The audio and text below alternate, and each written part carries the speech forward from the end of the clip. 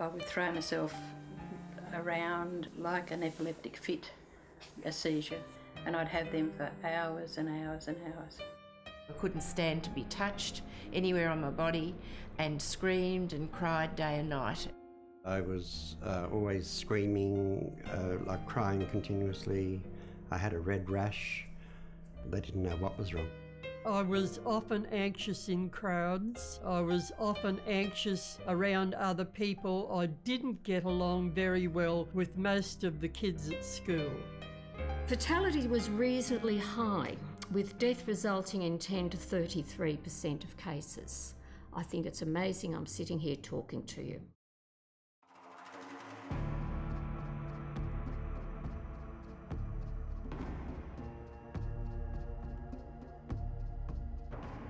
My symptoms started at 6 months, and they got particularly bad from 9 months to about 18 months.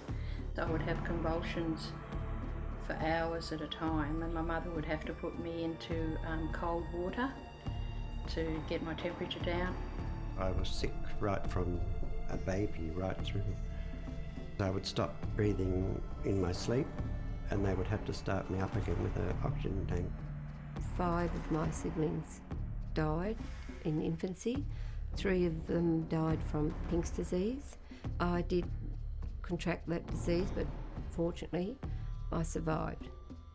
I'm the 4th of 5 children, and my brother, myself and my sister were born in Ballarat, which is a regional town about 90 kilometres west of Melbourne. I was born in Cairns in the year of 1939. I have one brother who is younger than me, and I have one sister who is older than me. My mother stayed home, of course, to look after me. I was very irritable, crying, clammy. I had been sitting and I regressed back to lying. The most commonly reported symptoms included irritability, photophobia, that's light sensitivity. I had photophobia. My mother had to put blankets up on the windows so that I'd just scream and scream with the light and bury my head into the pillow. Hypertonia, that's low muscle tone. I can be so weak I feel like a sack of potatoes and could hardly walk. It was just like a floppy doll. You would pick me up and I would just, the arms and legs would just go to one side, and I couldn't stand up. Ataxia, lack of coordination, big time. Digestive problems, including loss of weight, loss of appetite, vomiting and constipation. Slurring and loss of speech.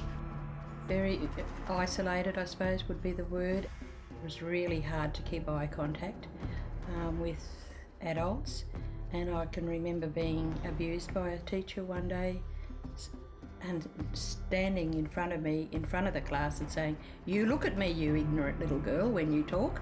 Don't you look away." I never smiled. I was just constantly crying, distressed, and there was no happiness at all in my face. I was just always miserable. The pain of being touched, just overcome wanting to have a hug or anything like that. My mother used to carry me around on a pillow. One of the symptoms was the rocking. I'd find myself sitting in a chair and rocking backwards and forwards, and I still do that to this day if I get very, very anxious. I used to bang my head along with the rocking, I think, at times. Walking on toes at the time, on your tippy toes was, and I did that, and I did that right up till I was 10 years of age.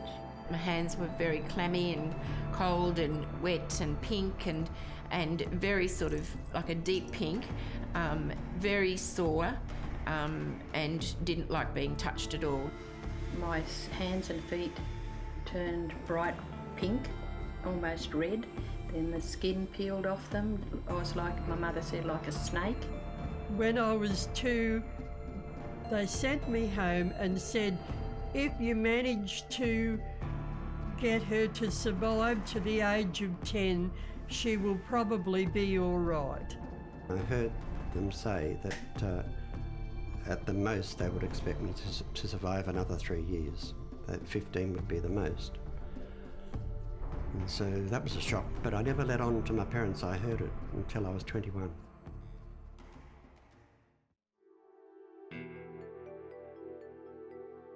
The cause of pink disease was a mystery for many, many years. Kids just got it, and they got the diagnosis, and nobody knew really what caused it. 100 years ago, teething was generally considered to be really quite a dangerous period in a child's life. The powders were told to be the most wonderful, soothing thing for your children for teething. In lots of cases, the doctors actually prescribed the powders.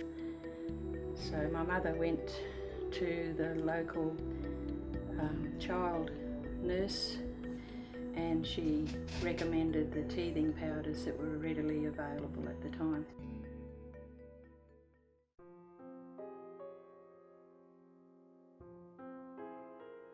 My mother took me, of course, to the doctor, and the doctor diagnosed this mystery disease that had started to appear that they'd called pink disease because of the pink hands and feet. The first case reports came out of UK, France and Australia. In the UK and France it was more typically called infantile acrodynia, which refers to pain. It got increasingly prevalent right up through till about the mid-1950s. Now, of course, we know that pink disease is basically mercury poisoning. And of course, there's various types of mercury poisoning. This is one type of mercury poisoning. It all depends on the type of mercury, the route of exposure, the age of the victim, et cetera, et cetera. The case was cracked and the mercury was removed from the products, and pink disease essentially, well, as history says, it kind of disappeared and that's the end of the story, but of course it's not the end of the story. It took quite a while for, I guess, the medical establishment to accept it was teething powders. Mercury was raised very early on, back through the 1920s and 30s, but was dismissed very quickly, largely on the basis of people saying, the symptoms of pink disease just don't look like what mercury poisoning looks like, so it can't be mercury. Mercury naturally finds its way to the brain in humans if it can get access through the blood-brain barrier, which it certainly relatively easily can if the mercury is in an organic form, less easily inorganic, but still can. It also causes oxidation reactions as well, which can damage cell membranes and particularly in nerves. Then you've got other effects of it which may overstimulate the immune system and cause hypersensitivity to small levels of mercury in products that we come across every day, stuff we put on our skin, stuff we ingest, stuff we inject. But then that's not the end of the story, because the mercury's still there. So the mercury can still go on, bind to other sites, kill other cells, interrupt other enzyme or signalling systems. I wrote a letter into a ladies' magazine in Australia, The New Idea, and said that I'd never ever heard of anyone else having pink disease. Within a week I had over 200 letters in my mailbox. I ended up with over 1,000 letters being written into the magazine. A woman had written to me, "Of course you know it's mercury poisoning." And I just sat and cried for an hour and a half with complete relief that there was a reason I did things different to my brothers and sisters. I wasn't imagining it. I wasn't a hypochondriac. I thought, now I've got to answer all these letters. So I'll just call it Pink Disease Support Group. I felt relieved because I knew then, why this was happening to me. I went 40 years without knowing that pink disease was mercury poisoning and the mercury was in the teething powders. And that was such a revelation when I found that out.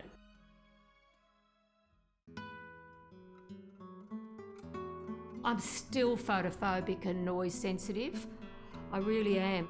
I've always had bronchial problems, lung problems. I've always had hearing problems.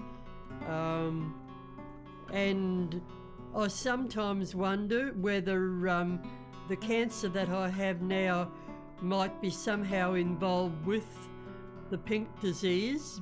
I've developed a condition called lipodermatosclerosis, which means that the blood is not flowing back up the leg properly, the veins aren't good, and I need to have them what they call stripped out so that the good veins can work. I'm gradually losing all the strength in my muscles throughout my whole body, in my arms, and my legs are just about finished. I have to walk with a walking aid now. I have now problems in my fingers, and so I'm losing fine motor skills. I've had 3 brain tumours since the first one came at 18, and the last one was taken out 5 years ago, but now a third one's grown. So I relate fully to autistic people. I feel that they're so much like me. I've used the fact that I have symptoms the same as autism spectrum disorder as a way of explaining to people. I was reading these passages from this book describing these children. It read exactly like you would write a case study about an autistic child. The withdrawal from social contact, the loss of eye contact, the loss of language, the irritability, the banging the head against the wall or beating your head with the fist, the light sensitivity. I was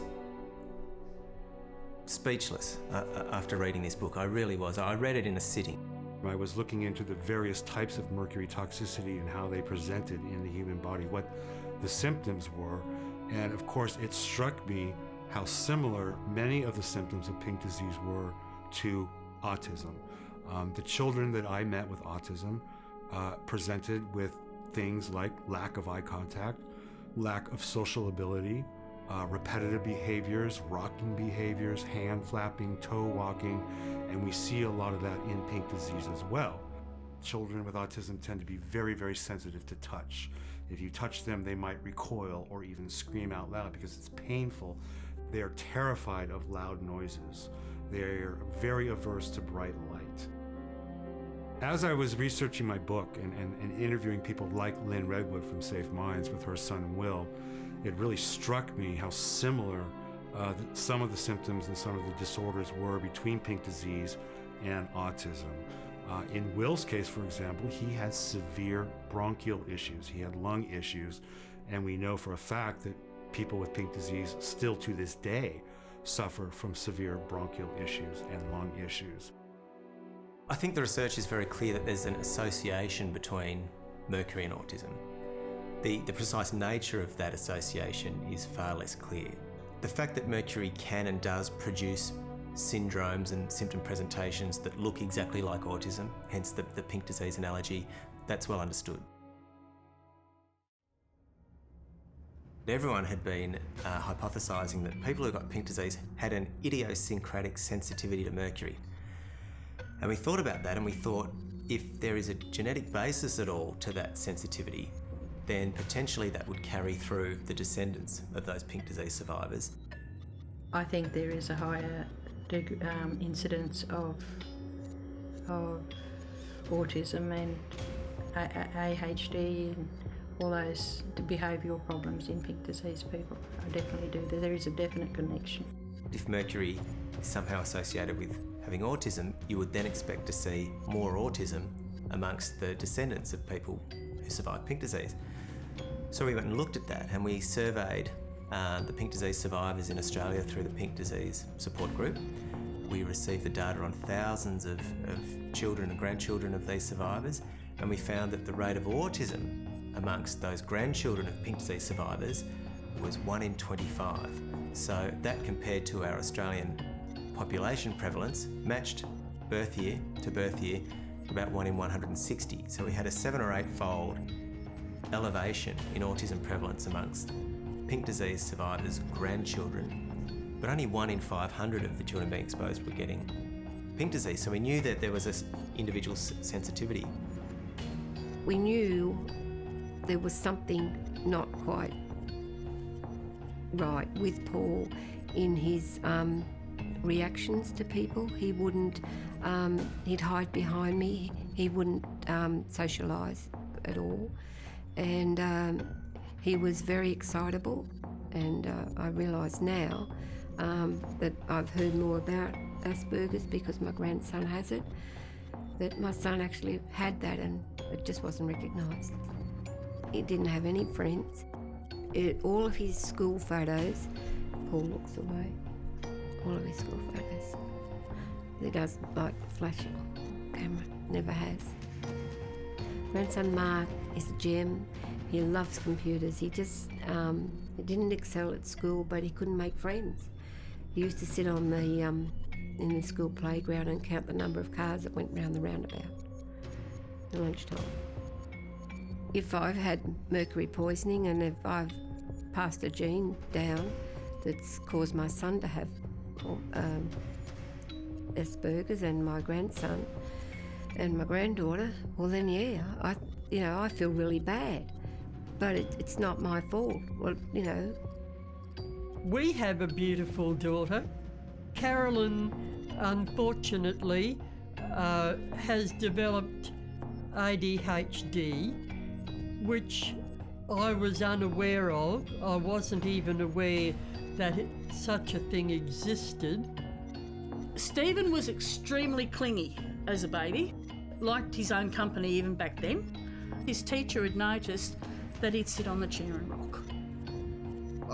In later life, I learned that that's who I am. The person I am is someone with Asperger's, and if people don't like it, sucks to be them. I am who I am. My research into autism really only commenced once I realised my own son had autism.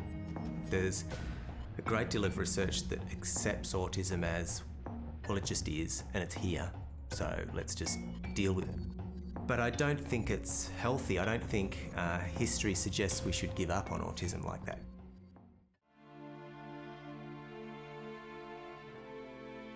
I have great anxiety over the fact that this happened, that we were poisoned, there was no apology. We have suffered a life of difference to what it should have been.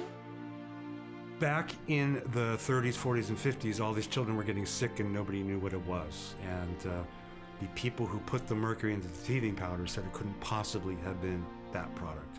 And the doctors said it couldn't have been that product. And the government said it couldn't have been that product. And we have the same thing happening today. We are awash in denial. We are drowning in ignorance. We are refusing to see what is so painfully obvious, that these children are toxic. Something happened to them. Something poisoned them. Just like the pink disease children were poisoned, I believe that many, if not most, or all children with autism are poisoned. Something in the environment made them the way they are. It's about protecting future generations, really, from the same sort of problems. Mercury is impacting our lives probably more so than it did from an environmental perspective in the 50s. Mercury, a heavy metal and potent neurotoxin, can compromise the health of anyone, adult or child. There is a story of a mother whose baby died. My daughter died on September the 16th, 1998 at the age of 5 weeks, about 15 hours after receiving her second vaccine booster shot. Lila was a lively, alert 5-week-old baby, I'm going to cry, when I last held her in my arms. Little did I imagine as she gazed intently into my eyes with all the innocence and wonder of a newborn child that she would die that night. And why I'm crying is when I read that, I remember on the Wednesday before my son died, holding him like this, and he was 13 weeks old. And I said, you're such a wise little thing. The next day he had a vaccine. He was dead on the Saturday morning. Today, in the 21st century, it seems absolutely ridiculous that you would put a known neurotoxin into anything given to small children, or to anybody for that matter. I find it a daily source of frustration that humans seem to have been so slow, glacial in doing something about mercury. We've known how toxic it is for millennia, but it seems like we keep having to suffer catastrophes to remind ourselves of mercury's toxicity. You know, so Mad Hatters and Minamata and Iraq and pink disease, and it starts to feel kind of crazy that we can't put an end to this, because it is within our power to put an end to these kind of disastrous chapters that we keep populating our history with. We know devastating consequences result when you get cavalier with mercury and children. It shouldn't be in any form of medication. It's too risky. I just think that mercury should be taken out of everything. Refer back to the humble, simple people like myself to say what it's like. Just get their example and don't ever let this happen to another generation.